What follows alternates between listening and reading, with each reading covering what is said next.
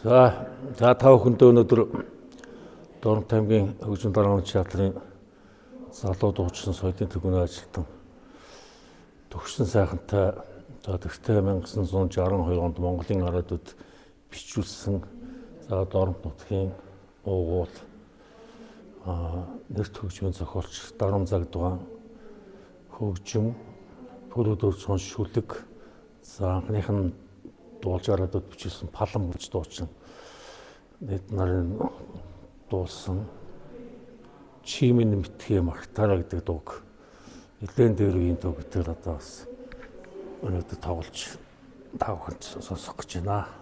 За би ч өөрөө бас нөгөө дойрын дуучин одоо юм мэрэгжилтэй гурван залуу тэгээд чадсан ядсан бас сайн дууг хатаа хамтдаа сайхан дуулъя. За энэ дуу бас нэг жоохон дүүрийн ходоор дуулахгүй бас жоохон тийм уянгийн намблаг эвтэйхэн бас ингэж дуулах хэрэгтэй дуу юм билээ анхныхан дуучин бас тийм.